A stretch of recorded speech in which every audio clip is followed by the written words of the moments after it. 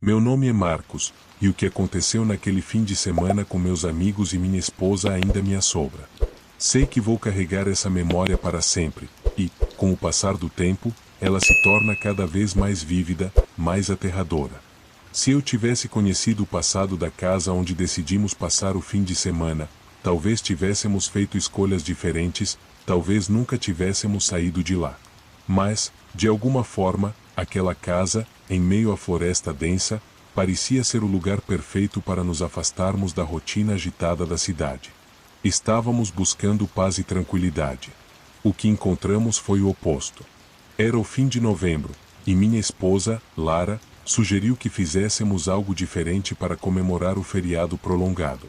Juntamos um grupo de amigos próximos, pessoas com quem tínhamos compartilhado bons momentos, e decidimos alugar uma casa isolada no interior de Minas Gerais. A ideia parecia simples, um fim de semana sem internet, sem pressa, apenas nós e a natureza. Quando chegamos à casa, estava mais afastada do que esperávamos. A estrada que levava até lá era de terra batida, cheia de curvas fechadas, e a casa, feita de madeira envelhecida, parecia que estava lá há décadas. Ao redor, a floresta densa parecia engolir a casa aos poucos. Era linda, mas ao mesmo tempo um pouco assustadora, um lugar que não era fácil de se chegar. Passamos os primeiros dias explorando o local. A casa era espaçosa, com um grande jardim e um lago ao fundo. Dentro, o cheiro de madeira e mofo impregnava o ar, mas nada que nos impedisse de aproveitar a estadia. No entanto, algo estava fora do lugar. À noite, quando estávamos sentados ao redor da fogueira, havia uma sensação de desconforto crescente, algo inexplicável. O vento fazia as árvores se moverem de uma maneira inquietante, e o som das folhas secas estalando sob os pés parecia exagerado, como se a floresta estivesse viva. Mas eu e Lara achamos que isso era apenas a nossa imaginação. Na terceira noite, tudo mudou. Estávamos todos na sala, jogando cartas e rindo. Era quase meia-noite. Eu estava distraído, conversando com Roberto, quando Lara olhou pela janela, sua expressão mudando instantaneamente. Ela parecia pálida, tensa. Olhei para ela, preocupado. "O que foi?" perguntei. Ela balançou a cabeça, como se tentasse afastar o pensamento, mas logo sussurrou: "Eu vi alguém lá fora." Os outros riram, pensando que ela estava apenas com medo da escuridão, mas eu podia ver o medo em seus olhos. Foi então que ouvimos o som de algo pesado batendo contra a porta da frente. Todos nos calamos imediatamente. O som vinha do lado de fora, mas não era o vento. Era como se alguém estivesse batendo de forma ritmada, como se estivesse tentando forçar a entrada. "Quem está aí?" gritei, mas a única resposta foi o som das batidas aumentando. Era mais do que simples curiosidade ou um ladrão tentando entrar. Havia algo insano na maneira como as batidas se repetiam. De repente, a porta da frente se abriu com um estrondo. Ele entrou. Um homem, magro, com os cabelos desgrenhados e uma expressão insana no rosto. Seus olhos estavam arregalados, e sua pele estava suja, coberta de terra e sujeira. Ele segurava uma faca grande, e o brilho metálico da lâmina refletia a luz da lareira. Ele olhou para nós com um sorriso torto, mas não disse uma palavra. O pânico tomou conta de todos. Lara começou a chorar, e os outros estavam congelados, sem saber o que fazer. Eu tentei me aproximar de Roberto, que, apesar de apavorado, estava mais calmo. Sem pensar, agarrei a primeira coisa que encontrei, um pedaço de madeira do sofá, e fui em direção ao homem. Ele parecia não se importar, apenas se movia devagar, com os olhos fixos em nós.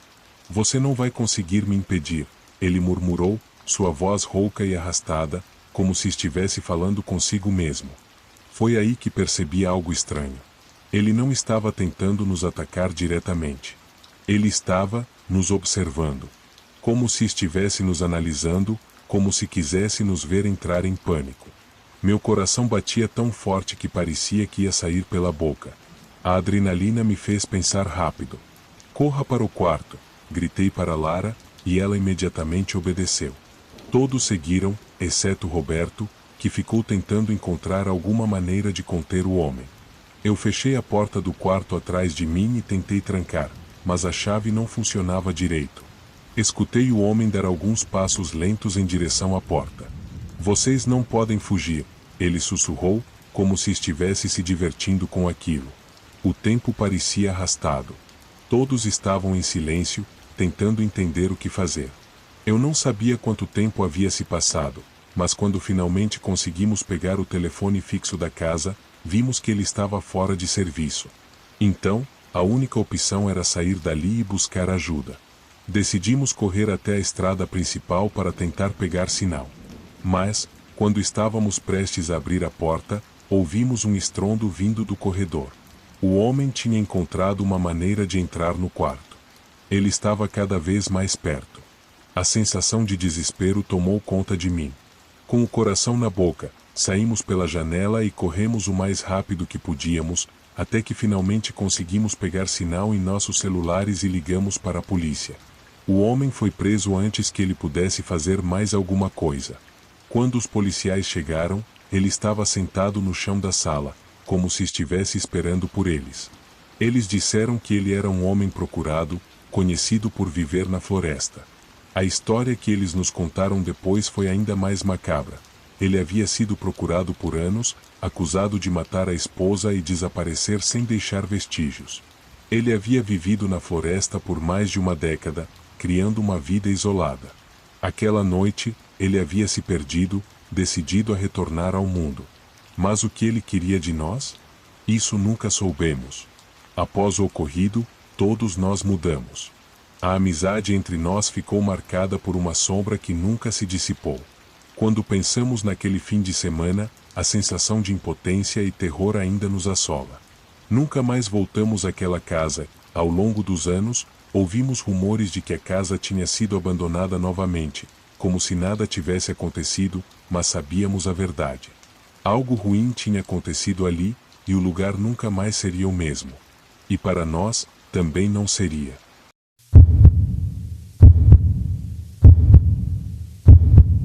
Eu sou Daniel, e essa é a história que carrego comigo como um fardo. Nunca imaginei que um simples fim de semana com minha família e alguns amigos pudesse transformar minha visão sobre o que é segurança, sobre o que é normal, principalmente, sobre o que é real. Ainda hoje, hesito em contar essa história, porque temo que, ao falar dela, estou chamando aquilo de volta para mim. Era final de dezembro, o último feriado do ano. Minha esposa, Laura, sugeriu que alugássemos uma cabana isolada no campo para nos desconectarmos da correria da cidade. Nosso grupo consistia em mim, Laura, nosso filho de 7 anos, Mateus, e nossos 2 amigos de longa data, Gustavo e Camila. Eles também levaram a filha deles, Alice, de 5 anos. A ideia era simples, um fim de semana longe da tecnologia, com churrascos, jogos de tabuleiro e conversas ao redor da lareira. A cabana ficava em uma região afastada, cercada por uma floresta densa. O dono nos entregou as chaves pessoalmente e fez questão de nos alertar que a área era muito isolada. Se precisarem de ajuda, o sinal de celular é fraco. Há um telefone fixo dentro da casa, mas ele só funciona às vezes. De resto, aproveitem a tranquilidade. Sua voz tinha uma entonação estranha, quase como se estivesse nos avisando de algo mais, mas na empolgação, não demos muita atenção. Chegamos ao entardecer. A cabana era grande e acolhedora, feita de madeira escura, com um alpendre que dava vista para uma clareira aberta. Por dentro, era rústica, mas funcional, com móveis antigos e uma lareira central que parecia ser o coração do lugar. Laura e Camila começaram a arrumar as coisas enquanto Gustavo e eu descarregávamos o carro. As crianças já tinham encontrado um baú com brinquedos antigos na sala de estar e riam alto, alheias ao mundo. Na primeira noite, tudo parecia tranquilo. Fizemos um churrasco na varanda e rimos até tarde. Depois que as crianças foram dormir, ficamos jogando cartas e bebendo vinho. O silêncio da floresta era profundo, quase absoluto, exceto por um ocasional cricrilar de grilos e o som do vento nas árvores. Não demorou para que o cansaço nos vencesse, e todos fomos dormir. Por volta das 3 da manhã, fui acordado por um som estranho. Era como um arranhar vindo de algum lugar fora da casa. Pensei que pudesse ser um animal, talvez um gambá ou algo do tipo. Levantei-me devagar, sem querer acordar Laura, e fui até a janela do nosso quarto. Lá fora, tudo parecia calmo, mas o som continuava. Decidi ignorar e voltar para a cama.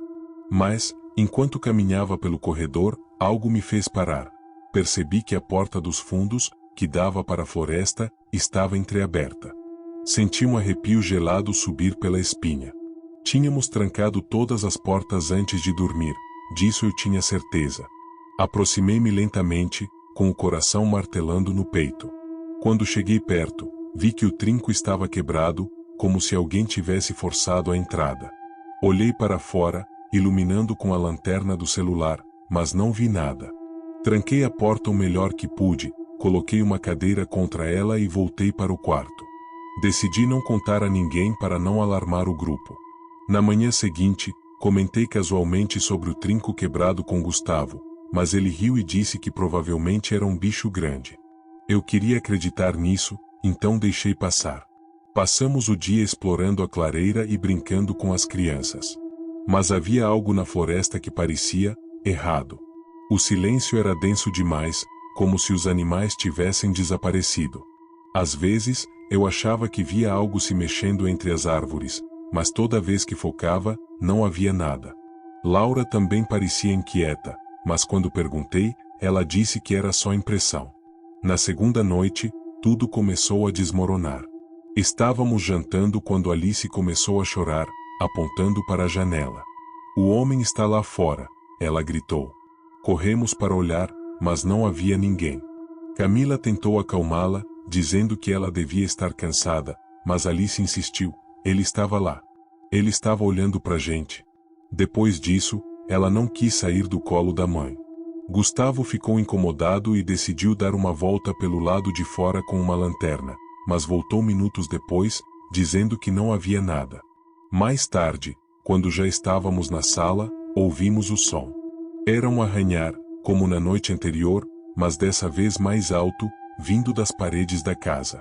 Laura me olhou com os olhos arregalados, e eu soube que ela também estava assustada. Gustavo pegou um pedaço de madeira da lareira e disse que ia verificar.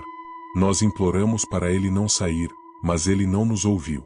Ele abriu a porta da frente e desapareceu na escuridão. Ficamos em silêncio, esperando ele voltar. Foram os 10 minutos mais longos da minha vida. Quando ele finalmente entrou, estava pálido e sem fôlego. "Tem algo lá fora", ele disse. "Algo grande." Eu vi pegadas humanas na lama, mas elas eram descalças, e os passos eram erráticos, como se a pessoa estivesse mancando.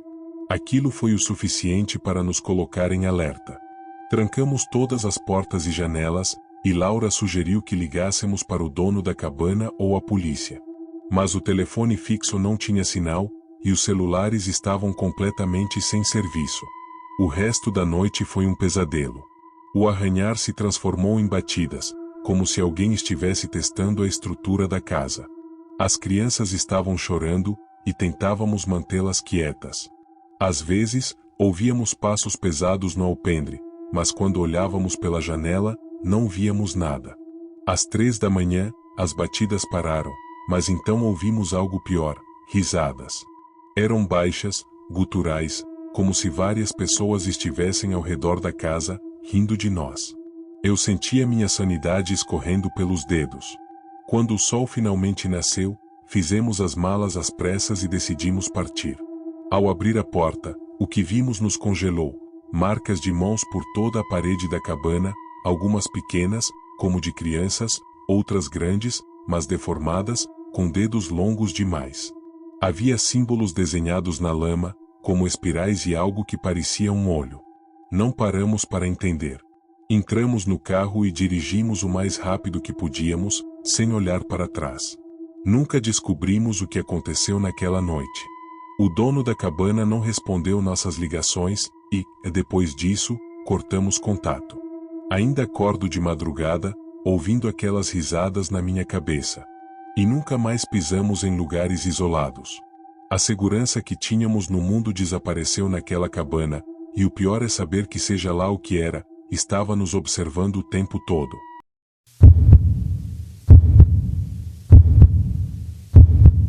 Me chamo Bianca. Sou professora de história, apaixonada pela profissão e pela sensação de resgatar memórias que não pertencem apenas a mim, mas a todos. E ironicamente, foi essa paixão por histórias e lugares antigos que me levou ao pior episódio da minha vida. Algo que tento esquecer, mas que volta a mim todas as vezes que estou sozinha, no silêncio. Era fim de ano, dezembro, e como sempre, tirei uma folga para fugir da cidade. Meu plano era visitar o interior de São Paulo, onde havia um casarão abandonado que, segundo meus estudos, havia pertencido a uma família nobre no século XIX. O local tinha sido mencionado em um artigo que li anos atrás, e eu sempre sonhei em conhecer. A casa ficava isolada, em uma fazenda esquecida, rodeada por mata densa. Para muitos, parecia apenas um lugar caindo aos pedaços. Para mim, era um portal para o passado, cheio de histórias. Peguei meu carro e dirigi por horas até chegar à cidade mais próxima do casarão. Assim que mencionei meu destino para o recepcionista da pousada onde me hospedei, ele me olhou com um misto de preocupação e curiosidade. "A casa dos Vidal?" perguntou, com uma voz baixa e arrastada. Confirmei, animada, mas ele apenas balançou a cabeça e não disse mais nada. Durante o jantar, tentei puxar assunto com os moradores locais sobre o casarão, mas todos pareciam desconfortáveis ou evitavam o tema. Um homem mais velho chegou a me dizer: "Essa casa devia ter sido queimada há décadas. Nada de bom vem de lá." Ignorei o aviso, achando que era apenas superstição de uma cidade pequena. No dia seguinte, bem cedo, peguei minha mochila, com lanterna, caderno de anotações e garrafa d'água, e segui até o casarão. A estrada era de terra, mal conservada, e à medida que eu avançava, a vegetação parecia ficar mais fechada. O silêncio era opressor, interrompido apenas pelo som dos meus próprios passos. Quando finalmente cheguei ao portão enferrujado da propriedade, senti um arrepio inexplicável. A casa era exatamente como eu tinha imaginado, imponente, mas decadente, com janelas quebradas e madeira apodrecida. A vegetação tinha tomado conta de parte da estrutura, e a pintura estava descascada, revelando tijolos antigos. Apesar disso, havia algo de encantador e ao mesmo tempo opressor naquilo tudo. Aproximei-me da entrada e empurrei a porta pesada, que rangeu alto, ecoando pela casa vazia. O interior estava coberto de poeira e teias de aranha, mas era possível ver vestígios de um passado grandioso. Lustres pendurados, embora quebrados, uma escadaria majestosa que levava ao andar superior e móveis antigos, alguns caídos e outros ainda de pé. Comecei a tirar fotos e fazer anotações, fascinada pela riqueza dos detalhes. Não percebi o tempo passar, até que a luz do sol que atravessava as janelas começou a desaparecer. Era hora de ir embora. Enquanto guardava meu caderno na mochila, senti um cheiro estranho no ar, algo que não estava ali antes. Era metálico e azedo, como ferrugem misturada com carne estragada. Franzi o nariz e olhei ao redor, tentando localizar a origem, mas tudo parecia quieto e imóvel. Quando comecei a caminhar em direção à porta, tropecei em algo no chão. Olhei para baixo e vi que era uma fita vermelha, desgastada pelo tempo, mas ainda presa a um brinquedo de pelúcia quase irreconhecível. Ele estava rasgado, com o enchimento saindo, e parecia ter manchas escuras na parte de baixo. Fiquei imóvel por alguns segundos, sentindo um desconforto crescente. Algo estava errado ali. Decidi sair imediatamente, mas, enquanto me dirigia à porta, senti um frio intenso passar por mim, tão gelado que parecia cortar minha pele. O cabelo em minha nuca se arrepiou, e, ao olhar para trás, vi que a porta, que antes estava aberta, agora estava fechada. Tentei me convencer de que o vento a tinha empurrado, mas o lugar estava sufocantemente parado, sem nenhuma brisa. Foi então que percebi algo mais perturbador: marcas no chão. Pegadas escuras, como lama misturada com sangue seco, levando da porta até o meio da sala. Elas simplesmente apareciam, como se alguém tivesse caminhado ali recentemente. Engoli em seco e decidi não seguir aquelas marcas com os olhos. Em vez disso, me forcei a andar até a porta, tentando ignorar o suor frio que escorria pelo meu rosto. Porém, quando minha mão tocou a maçaneta, senti algo pegajoso e úmido. Ao olhar, percebi que minha palma estava coberta de algo que parecia sangue fresco. O cheiro metálico ficou mais forte, quase insuportável. Naquele momento, ouvi um som vindo do andar de cima. Não eram passos, mas algo mais estranho. Parecia o arrastar de algo pesado, seguido de um som oco, como um baque. Minha mente entrou em pânico, mas, ao mesmo tempo, uma curiosidade mórbida me fez olhar para o topo da escada. Minha lanterna tremia em minhas mãos, iluminando o vão entre as sombras.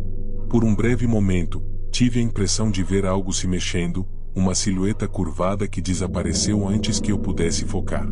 Minha respiração estava pesada, e o som do arrastar continuou, mas parecia estar descendo. Não tive coragem de esperar para ver o que era. Corri para a porta e a empurrei com força, mas ela parecia trancada. Atrás de mim, o som ficou mais próximo, e algo quebrou na sala. Vidros estouraram, e senti como se 1000 olhos invisíveis estivessem fixos em mim. Não sei de onde tirei forças, mas bati na porta com o ombro até ela ceder. Saí correndo pela escuridão, sem olhar para trás. Cheguei ao carro aos tropeços e entrei, girando a chave com as mãos trêmulas. Enquanto dirigia pela estrada de terra, vi pelo retrovisor uma figura de pé na entrada da casa, imóvel, me observando. Não consigo descrever seu rosto, pois estava obscurecido pelas sombras, mas havia algo errado com sua postura, algo que parecia desumano. Nunca contei essa história para muitas pessoas, mas ainda sonho com aquele cheiro, aquelas marcas no chão e aquela figura na porta. Nunca saberei exatamente o que aconteceu naquela casa, mas uma coisa é certa: eu nunca deveria ter entrado lá.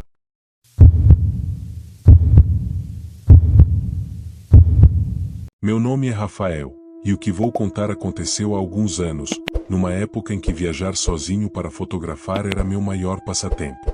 Eu gostava de explorar lugares isolados, registrar paisagens que poucas pessoas tinham o privilégio de ver, e me perder na natureza. Mas aquela viagem mudou completamente minha visão sobre solidão e isolamento. Até hoje, só de pensar, sinto um frio percorrer minha espinha. Não sei exatamente o que aconteceu naquela noite, mas posso garantir que foi real. Era dezembro, e eu havia decidido explorar uma região montanhosa no interior de Minas Gerais. Descobri, em um fórum de fotógrafos, uma trilha pouco conhecida que levava a uma cachoeira cercada por uma floresta densa. Decidi que seria o meu próximo destino. Como o local era bastante remoto, resolvi alugar uma cabana simples na entrada da trilha, para passar a noite antes de começar a caminhada ao amanhecer. A ideia era descansar, acordar cedo e fotografar o nascer do sol no meio da mata. Era o plano perfeito. Cheguei à cabana por volta das 5 da tarde. O proprietário, um homem idoso e calado, me entregou a chave sem fazer muitas perguntas. Antes de ir embora, ele fez um comentário que achei curioso: não saia muito tarde, e não fique chamando atenção para você mesmo. Perguntei o que ele queria dizer com aquilo, mas ele apenas deu um sorriso sem graça e foi embora. Ignorei, achando que era algum costume ou superstição local. Afinal, eu era um cara cético e não acreditava em histórias de terror ou lendas urbanas. A cabana era pequena e bastante simples, feita de madeira envelhecida. Havia um cheiro de mofo misturado com terra úmida, e o vento que soprava pela floresta fazia as janelas e portas rangirem de forma incômoda. Mas eu não liguei. Estava acostumado a lugares rústicos e até gostava da atmosfera. Descarreguei meu equipamento e comecei a organizar as coisas para o dia seguinte. Enquanto montava minha mochila, percebi que a janela da sala não fechava direito. O trinco estava quebrado, e o vento fazia com que ela batesse levemente. Coloquei um pedaço de madeira para segurá-la e continuei meus preparativos.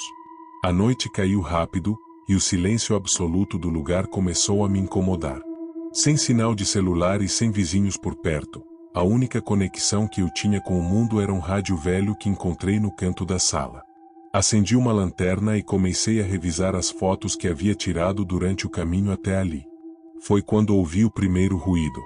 Um estalo alto, como se algo tivesse caído no chão, vindo de fora da cabana. Levantei-me e fui até a janela, mas tudo o que vi foi a escuridão da floresta. Pensei que talvez fosse um galho ou algum animal pequeno e voltei ao que estava fazendo. Os estalos continuaram, mas agora estavam mais próximos e constantes. Comecei a sentir um arrepio que subia lentamente pela minha nuca. Peguei minha lanterna e saí para verificar. A luz fraca iluminava as árvores próximas, e a brisa fazia as folhas balançarem de forma quase hipnotizante. Apesar disso, não havia nada ali. A única coisa que percebi foi o silêncio ainda mais profundo, como se até os sons naturais da floresta tivessem desaparecido. Voltei para dentro, tentando ignorar aquela sensação de desconforto. Cerca de meia hora depois, enquanto estava na cozinha preparando algo para comer, ouvi o som de passos. Passos lentos e pesados, como se alguém estivesse andando ao redor da cabana. Minha respiração ficou mais rápida, e o medo começou a tomar conta de mim. Corri para trancar todas as portas e janelas, mas, quando cheguei na sala, percebi que a janela com o trinco quebrado estava aberta. O pedaço de madeira que eu havia colocado no lugar estava no chão. Minha mente tentava encontrar uma explicação lógica, mas nada fazia sentido. Fechei a janela com força e empurrei um móvel para segurá-la. Foi então que tudo piorou. 3 batidas fortes na porta da frente ecoaram pela cabana. Não eram batidas de quem está pedindo para entrar, mas de quem quer assustar. Fiquei paralisado, segurando a faca que estava usando para cortar o jantar. "Quem está aí?" gritei, tentando soar firme, mas minha voz tremeu. Não houve resposta. A única coisa que ouvi foi um som estranho, como um arranhar na madeira da porta, seguido por uma risada baixa e gutural. Apaguei a luz da lanterna e me escondi no canto da sala, tentando não fazer nenhum barulho. Ouvi passos dentro da cabana. Primeiro na sala, depois na cozinha. Meu coração parecia que ia explodir. Eu sabia que tinha trancado tudo, mas, de alguma forma, alguém ou algo estava lá dentro comigo. Minha mente estava em pânico, tentando encontrar uma saída, mas a única coisa que pude fazer foi ficar imóvel. Os passos pararam subitamente, e o silêncio tomou conta de novo. Por alguns minutos, pensei que talvez tivesse acabado, mas então ouvi um som que me fez quase desmaiar. Uma voz masculina, rouca e fria, sussurrou bem perto de mim: "Você não devia ter vindo." A lanterna caiu da minha mão, iluminando brevemente um par de botas sujas na minha frente. No reflexo do desespero, corri para o quarto e me tranquei lá dentro, empurrando uma cômoda contra a porta. Meu corpo inteiro tremia, e eu mal conseguia segurar a faca. Do lado de fora, ouvi passos indo e vindo, misturados a sussurros que não consegui entender. As horas se arrastaram como se fossem dias, até que o som dos passos finalmente cessou. Quando o sol nasceu, criei coragem para sair do quarto. A cabana estava um caos. Móveis virados, gavetas abertas, e marcas de lama no chão. Peguei minhas coisas e corri para o carro. Enquanto dirigia pela estrada de terra, olhei pelo retrovisor e vi, por um breve momento, uma figura parada na entrada da trilha, me observando. Seu rosto estava coberto pela sombra das árvores, mas eu sabia que era ele. Nunca contei essa história para muitas pessoas. Quem ouvir provavelmente vai achar que estou exagerando ou que foi fruto da minha imaginação. Mas eu sei o que vivi, e sei que, seja lá o que ou quem era, estava esperando por mim naquela noite. E isso é o que me assusta mais.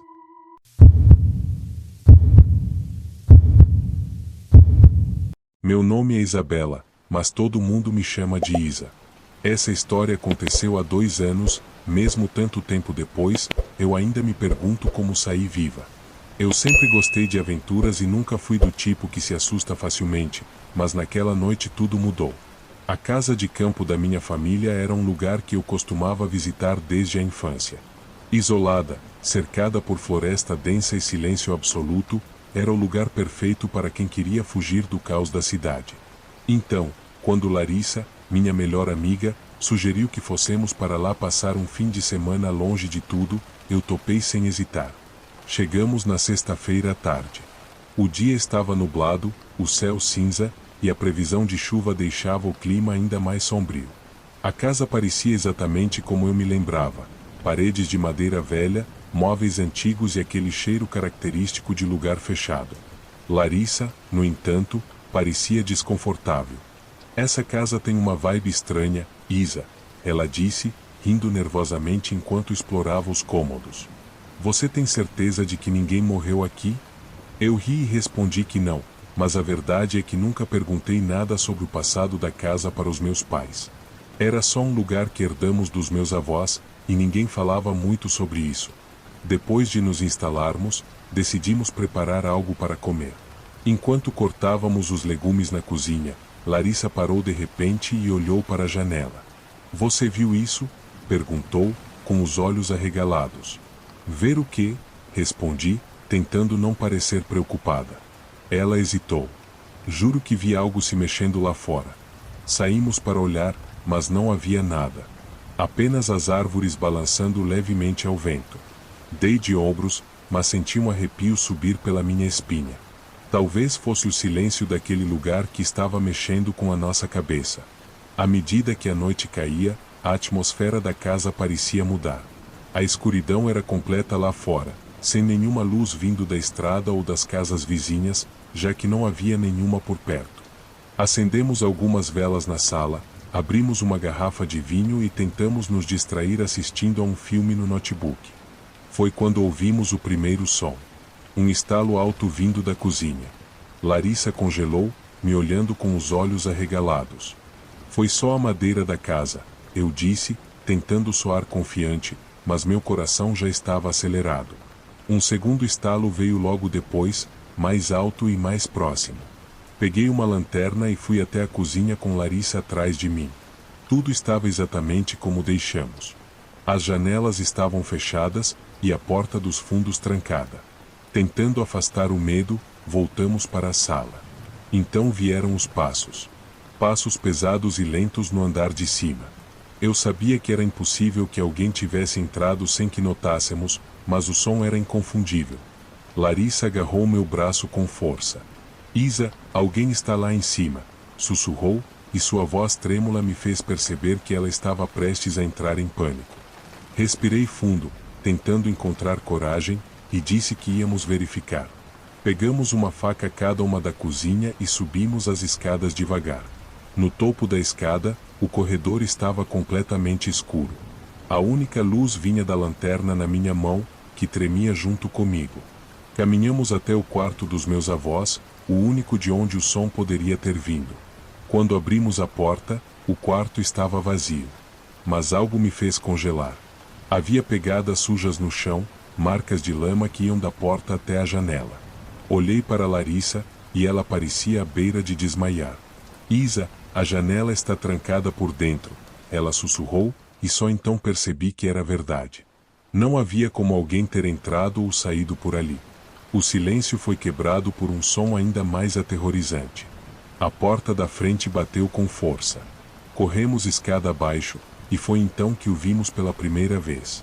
Um homem estava parado na varanda, nos observando pela janela. Ele era alto, com uma jaqueta escura e um capuz que cobria parte de seu rosto.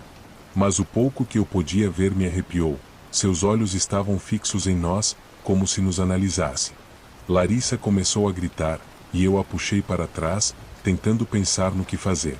O homem bateu na porta, uma vez, duas vezes, de forma lenta e metódica. Trancamos a porta da cozinha e nos escondemos na despensa, segurando as facas com força. Podíamos ouvir os passos dele entrando na casa. Eles ecoavam no chão de madeira, pesados, cada vez mais próximos. Larissa chorava baixinho, e eu mal conseguia respirar. Ficamos ali por mais de meia hora, ouvindo ele andar pela casa, abrir portas, mexer em coisas. Mas então, o silêncio voltou. Tudo ficou tão quieto que por um momento achei que ele tinha ido embora. Quando finalmente saímos da despensa, a sala estava um caos. Os móveis tinham sido revirados, as gavetas da cozinha estavam abertas, e o ar tinha um cheiro estranho, metálico, como sangue. Pegamos nossas coisas rapidamente e corremos para o carro. Larissa tremia tanto que mal conseguia segurar a bolsa. Quando olhei para a casa pela última vez, o homem estava na janela do quarto dos meus avós, nos observando de novo. O carro não queria ligar. Tentei girar a chave várias vezes, mas o motor não respondia. Larissa soluçava, implorando para eu fazer algo. Foi quando ouvimos passos atrás de nós, rápidos, determinados. Eu gritei, girando a chave com toda a força, e o motor finalmente pegou. Arrancamos dali, mas o som dos passos ainda ecoa na minha mente. A polícia nunca encontrou ninguém, nem mesmo as pegadas na casa. Até hoje, não sei o que aquele homem queria ou por que nos escolheu, mas sei que ele não estava lá por acaso. E, seja lá o que for, eu nunca mais quero passar perto daquela casa.